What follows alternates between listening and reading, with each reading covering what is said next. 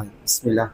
Alhamdulillahi, wassalatu wassalamu ala rasulillah wa ala alihi wa sahbihi wa man sara ala nahjihi wa qtafa bi atharihi ila yawmiddin. Wa ba'd, assalamu alaikum jami'an rahmatullahi wa barakatuh. Ang lahat ng papuri naukol lamang sa Allah subhanahu wa ta'ala. Purihin at pasalamatan natin ang Allah subhanahu wa ta'ala sa biyaya na ating natatamo sa Kanya, sa biyaya na Kanyang pinagkaloob sa atin. Sa maikling oras na ito ay isang paksa patungkol sa ang isang mananampalatayang Muslim at ang panahon ng taglamig. Ang isang mananampalatayang Muslim at ang panahon ng taglamig. O bilang isang mananampalatayang Muslim, bilang isang Muslim, ano ba ang meron nakaagapay ng taglamig sa atin bilang isang Muslim? Ano ang madudulot nitong, may kabutihan ba itong madudulot sa atin? O meron ba itong kainaman sa atin bilang isang Muslim?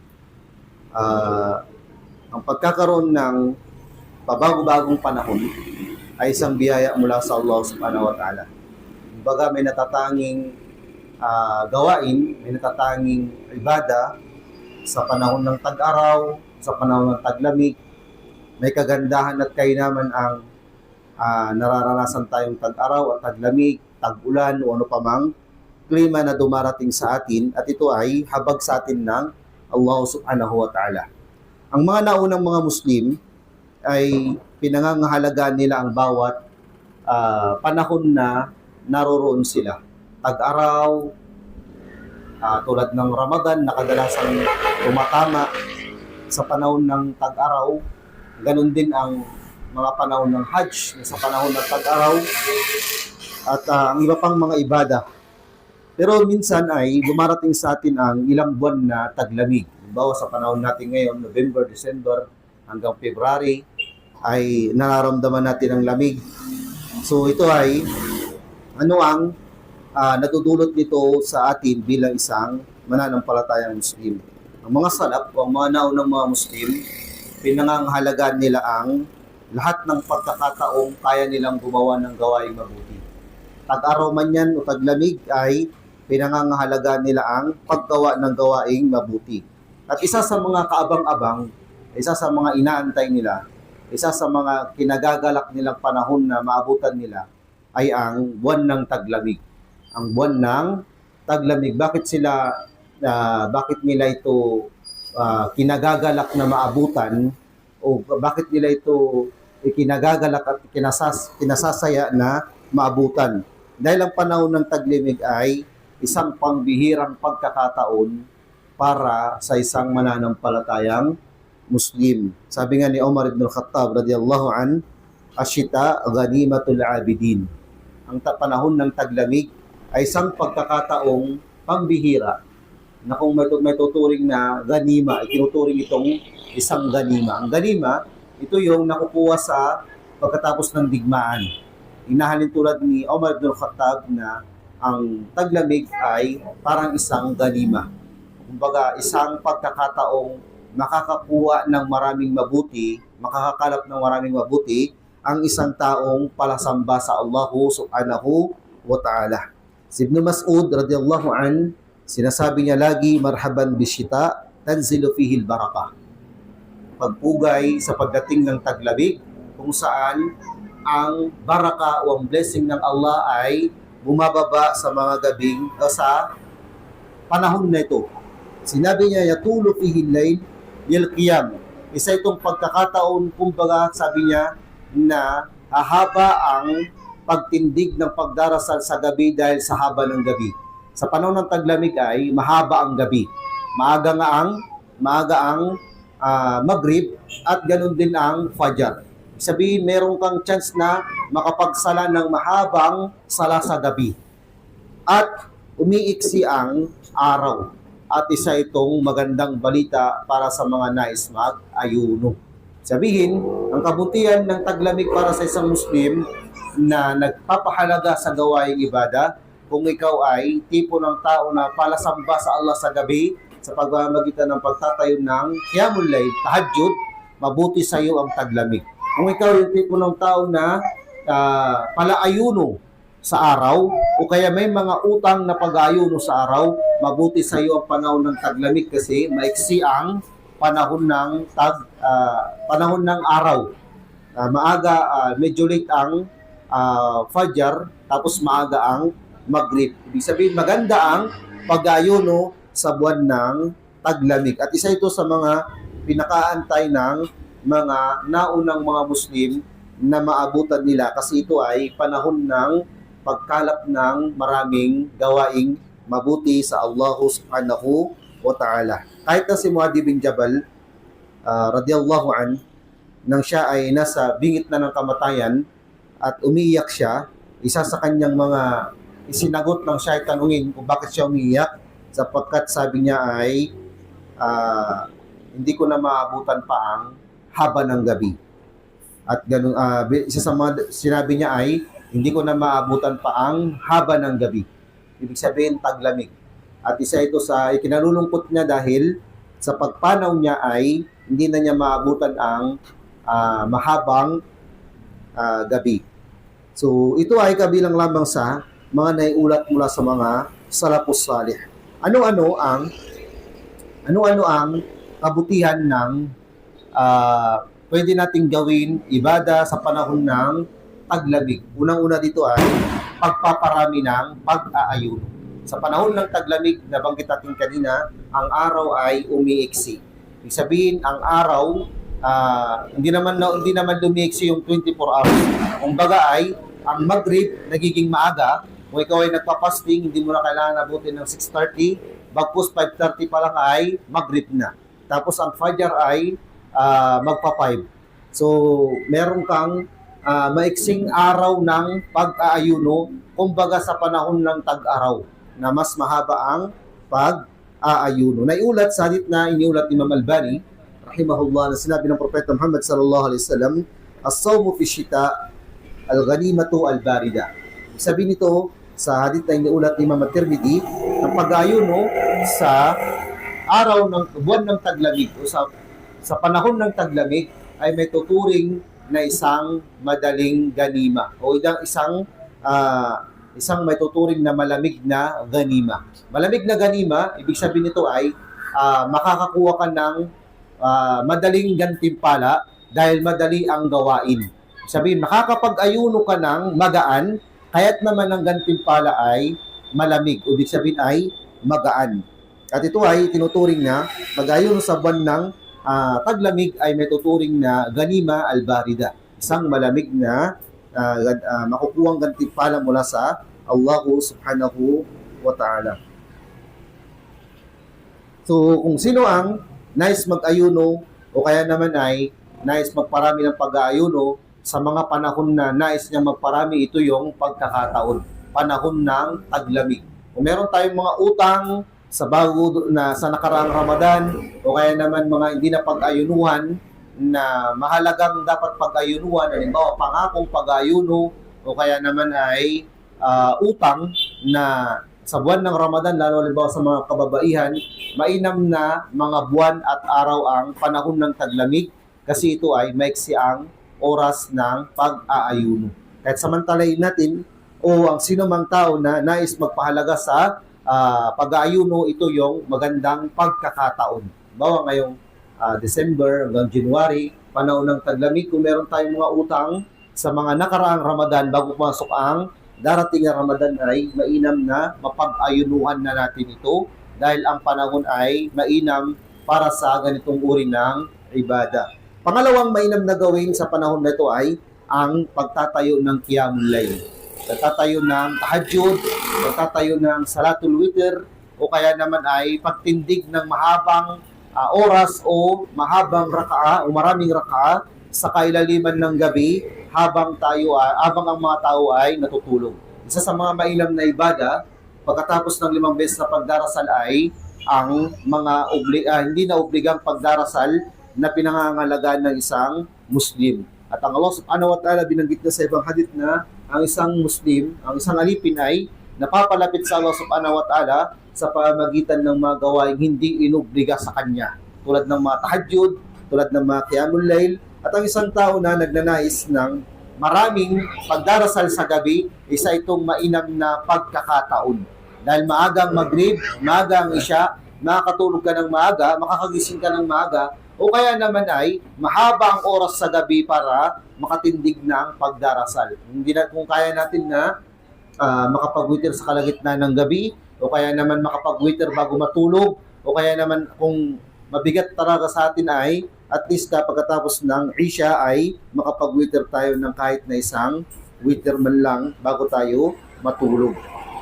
So ang mga salafus salih na nagtatayo at nagtitindig ng pagdarasal sa gabi, isa ito sa pinakaantay nilang panahon kasi mahaba nilang masasagawa ang qiyamul layl, mahaba nilang masasagawa ang tahajjud. At may o kaya kung matutulog sila ay inahati nila ang oras sa gabi ng tatlong bahagi, matutulog tapos ay mag-iibada. O kaya naman ay matutulog ulit hanggang sa gumising sila ng oras ng Fajr. So ito ay isang mainam na pagkakataon para bigyan ng isang Muslim ang kanyang sarili ng pagkakataong makapagtindig ng ibada sa Allah subhanahu wa ta'ala. Baga tayo ay huwag nating pagdamutan ng sarili natin sa ganitong pagkakataon. Pwede tayong magbasa ng Quran, pwede tayong magsagawa ng dua, pwede tayong magdikir sa Allah subhanahu wa ta'ala, pwede tayong magsala ng mga tahajjud at iba pang mga gawain na kung saan ay tayo ay mapapalapit sa pamamagitan nito sa Allah subhanahu wa ta'ala. Propeta Muhammad sallallahu alaihi wasallam, sinabi niya, afdalus sala ba'da al-farida, salatul layl. Pinakamainam na dasal pagkatapos ng inobligadong pagdarasal ay ang pagdarasal sa gabi. Sabi niyo, mga pagdarasal sa gabi, matuturing ito na mainam na pagdarasal at nakahanay sa likod ng mga inobligang pagdarasal ng Allah subhanahu wa ta'ala. Sinabi pa niya, wa'lam anna syarfal mu'min qiyamuhu bil-layl. At dapat mong malaman, sabi ng Propeta Muhammad sallallahu alaihi wasallam, na ang dangal ng isang mananampalatayang Muslim ay nakabase sa kanyang pagtindig sa gabi. Ang mga tao na tumitindig sa gabi ay at nagdarasal para sa Allah subhanahu wa ta'ala ay iba yung aura, iba yung dangal ka pa kumpara sa mga taong hindi nagdarasal lang pagdarasal sa gabi. Bagamat hindi ito obligado, o bagamat hindi ito inobliga ng Allah subhanahu wa ta'ala, ang mga taong gumagawa nito ay bakas sa kanilang mga mukha ang epekto ng kanilang pagtindig sa gabi. Propeta Muhammad sallallahu alaihi wasallam binanggit niya sa ibang hadith, at imut ta'am, wasilul arham, wasallu bil-layli wan nasu niyam, tadkhulul janna bisalam. Sabi ng Propeta Muhammad sallallahu alaihi wasallam, kayo ay magpakain ng pagkain at idugtong ang ugnayang pangpamilya at kayo ay magtindig ng pagdarasal sa gabi habang ang mga tao ay tulog, kayo ay papasok ng paraiso ng mapayapa. Kayo ay papasok ng paraiso ng mapayapa. Sa hadith na ito, binanggit ang kainaman ng pagpapakain ng pagkain, pagdugtong ng ugnayang pangpamilya at pagtindig ng pagdarasal sa gabi na kabilang sa mga papasok sa paraiso ng may kagaanan. So ito ay isa sa mga mainam na gawin ng isang mananampalatayang Muslim. Isa sa mga mainam na ibada sa panahon ng taglamig ay ang pagpapahalaga sa pagbibigay ng tamang pagpapahalaga sa pagsasagawa ng wudu. Ang taglamig ay mga iba sa mga tao sa taglamig natatayamum na lang. Tayamum, lalo sa mga malalamig na lugar, natatayamum na lang. Pero kung hindi naman tayo matanda na nakakadelikado ang pagsasagawa ng wudu, o kaya naman may sakit, o kaya naman meron namang sapat na tubig, isa sa ini-encourage natin ng Islam ay magsagawa ng wudu. Dahil ang pagsasagawa ng wudu sa panahon ng taglamig ay isang uri ng pakikibaka sa sarili natin. Ibig sabihin, sasambay natin ang Allah sa panahon ng taglamig, sasambay natin siya sa panahon ng tag-init, anumang panahon na dadaan sa atin ay sasambay natin ang Allah subhanahu wa ta'ala. At isa sa mga maraming pinababayaan ng maraming mga Muslim ay ang pagsasagawa ng wudu sa panahon ng taglamig. Ayaw nilang magwudu, magtayamum na lang sila. Kasi pwede naman kasi malamig. Ang Propeta Muhammad sallallahu alaihi wasallam ay nagbigay ng hadith o nagsabi ng hadith na iniulat ni Abu Hurairah mula sa hadith na iniulat ni Imam Muslim rahimahullah. Sabi niya, ala adullukum ala ma yamhullahu bil khataya wa yarfa'u bid darajat. Sabi ng Propeta Muhammad sallallahu alaihi wasallam, hindi ko baga sasabihin sa inyo ang paraan na kung saan pinapatawad ng Allah subhanahu wa ta'ala ang ating mga kasalanan at itinataas ang ating mga antas. Sabi ng mga sahaba, bala ya Rasulullah, sabi niya, isbagul hudu alal makari wa kathratul khuta ilal masajid lintidarus sala ba'da sala padalikumur ribat. Sabi ng Propeta Muhammad sallallahu alaihi wasallam, tuturo ko baga sa inyo ang sa pamamagitan nito pinapatawad ni Allah subhanahu wa ta'ala ang ating mga kasalanan at sa pamamagitan nito itinataas ng Allah ang ating mga antas. Sabi ng mga sahaba ay, bala ya Rasulullah. Sabi ng Propeta Muhammad sallallahu alaihi wasallam, isbagul hudu alal makari. Sabihin, yung pagsasagawa ng hudu sa panahon na medyo hirap pang isagawa ang pagsasagawa ng hudu. Maaaring ikaw ay matanda na delikado sa iyo na mabasa o may kadelikaduhan na ikaw ay mabasa, o kaya naman may sakit na mas pinipili mo magsagawa ng wudu kaysa magtayammum, o kaya naman malamig na panahon na kung saan ay makakaranas ka ng matinding lamig pag ikaw ay nagsagawa ng wudu. Pero kahit na ganun ay mas pinipili mo na paglabanan ng sarili mo at gawin ng nararapat na nakikita mo pagsunod sa Propeta Muhammad sallallahu alaihi wasallam. At nang dahil dito at iba pang gawain tulad ng pagpaparami ng hakbang patungo sa masjid at pag-aantay ng sala, pagkatapos ng sala, ito ay matuturing na ribat o ito ay matuturing na pakikibaka. Kumbaga, pakikibaka mo sa sarili, pakikibaka sa landas ng Allah subhanahu wa ta'ala para kang nasa landas ng ganitong uring katayuan. So, ang isang Muslim na mas pinipili niya na magsagawa ng wudu kaysa magtayammum, mas pinipili niya na makaramdam ng lamig kaysa naman kaginhawaan ng tayammum, ay sila yung mga tipo ng tao na pinatawad ng Allah ang kanilang mga kasalanan ng dahil dito at itinaas ng Allah ang kanilang mga antas. So ito yung kailangan sa panahon ng taglamig, bawa sa Fajr, maliligo o kaya magwudu, malamig, pero mas pinipili mong maligo o kaya magwudu. Ito ay isang kainaman na maririnig natin mula sa hadith ng Propeta Muhammad sallallahu alaihi wasallam. Lalo na yung mga nagtutungo ng masjid, tapos malamig yung madaling araw, tapos madilim. Sila yung mga tipo ng mga tao na binigyan ng balita ng Propeta Muhammad sallallahu alaihi wasallam. Sa ibang hadith na iniulat na Abi Dawud, sabi niya, Bashiril masyaina fil dulam ila al-masajid bin nur tam yawm al-qiyamah. Isang pagpugay para sa mga taong naglalakad sa kadiliman ng gabi patungo sa masjid na sila ay merong ganap na ilaw at liwanag sa araw ng paghuhukom.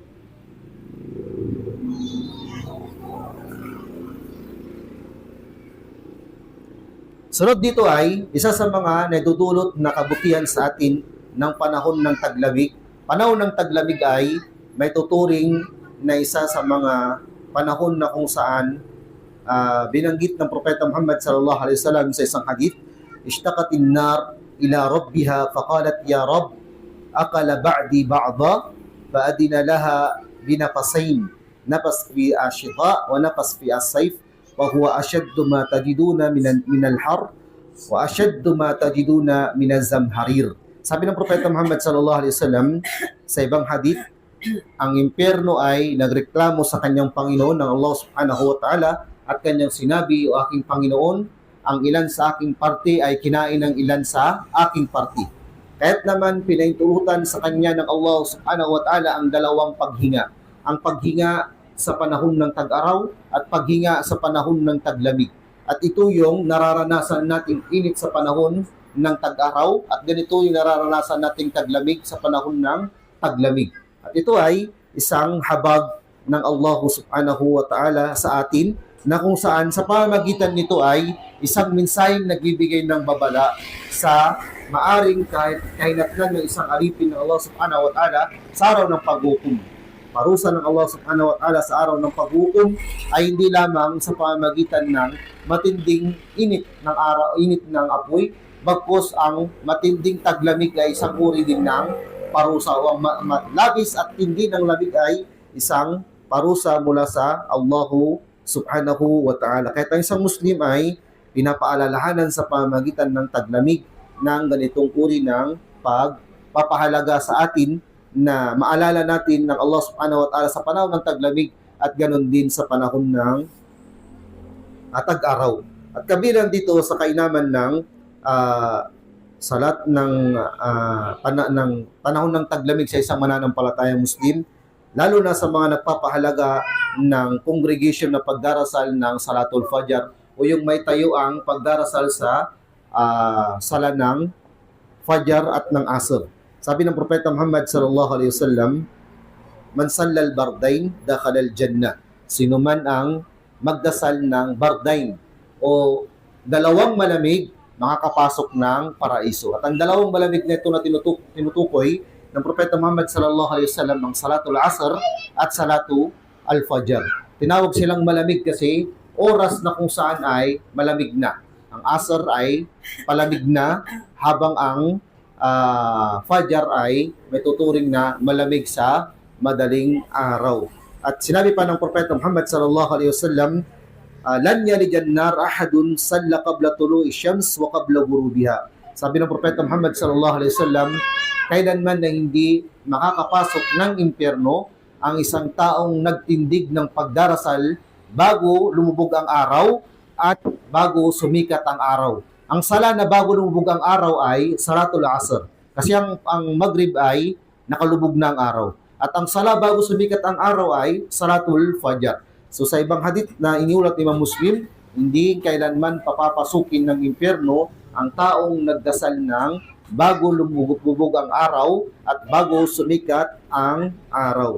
Kahit ito ay mahalaga sa isang Muslim na pangalagaan ang Salatul Fajr, Salatul Asr, na kalimitan ang Salatul Fajr ay sa panahon ng taglamig, mahirap talagang itayo. Mahirap itayo ang Salatul Fajr. So ang pakikibaka dito sa sarili, unang-una, pangalawa ay sa klima o sa panahon ng taglamig. Kahit naman ito ay isang matinding pakikibaka ng isang mananampalatayang Muslim para sa kanyang sarili na itindig ang Salatul Fajr. Kahit na late na tayo ay itindig pa rin natin ang Salatul Fajr. Kahit na matinding taglamig o matinding tag-araw ang maranasan natin, itindig pa rin natin ito sapagkat ito ay may labis-labis na kabutihan sa atin sa mundo, higit lalo sa kabilang buhay. Ito at ang ilan pa sa mga kabutihang dulot ng pagtatayo o kainamang dulot ng taglamig sa buhay ng isang mananampalatayang Muslim. Kahit naman ang Islam bilang isang kompletong relihiyon, ay lagi nagpapaalala ng bawat panahon at klima ay merong kaakibat na paalala sa isang mananampalatayang Muslim. Tinuturuan tayo ng Islam ng kung paano ang dapat gawin sa mga panahon ng tag-araw at sa panahon ng taglamig at anong connection nito sa ibada at pananampalataya natin bilang isang Muslim. Hindi matatawag na kumpleto ang Islam kung ang mga bagay na ito ay wala. Hindi matatawag na kumpleto na ang Islam o ganap na ang Islam kung ang mga bagay nito ay hindi napaliwanag ng Propeta Muhammad sallallahu alaihi wasallam. Kahit naman ay bilang isang Muslim, may na masikapin nating mga aralin ng Islam, maunawaan ng Islam, magbigay ng pagkakataon sa sarili natin na matutunan natin ng Islam sapagkat ang Islam ay isang malawak na kaalaman at pinagpala ang mga taong nagbigay ng pagpapahalaga para mabigyan ng pagkakataon ng sarili na matutunan ang reliyong Islam. Nawa ay bigyan tayo ng Allah subhanahu wa ta'ala ng mahabang pananatili sa mundo at magamit natin nawa ito sa kanyang paluburan. Bigyan tayo nawa ng Allah subhanahu wa ta'ala ng talino at pag-unawa sa reliyong Islam at bigyan tayo ng liwanag ng kaalaman at ganun din ang pagsasabuhay nito hanggang sa tayo ay datnan ng kamatayan. Nawa ay patawarin ng Allah subhanahu wa ta'ala ang ating mga kasalanan, ang ating mga pagkukulang, ang ating mga pagkakamali, at ang ating mga nagawa dala ng ating kakulangan ng kaalaman at pagkalimot sa Allah subhanahu wa ta'ala. Papasukin nawa tayo at ang ating pamilya sa pinakamatayog lantas ng paraiso, kasama ang mga pinagpalang mga alipin ng Allah mula sa mga hanay ng mga propeta at ng mga matatapat na alipin ng Allah subhanahu wa ta'ala. Subhanakallahumma bihamdi wa nashhadu an la ilaha illa ant astaghfiruka wa natubu ilayk. Alhamdulillahi rabbil alamin.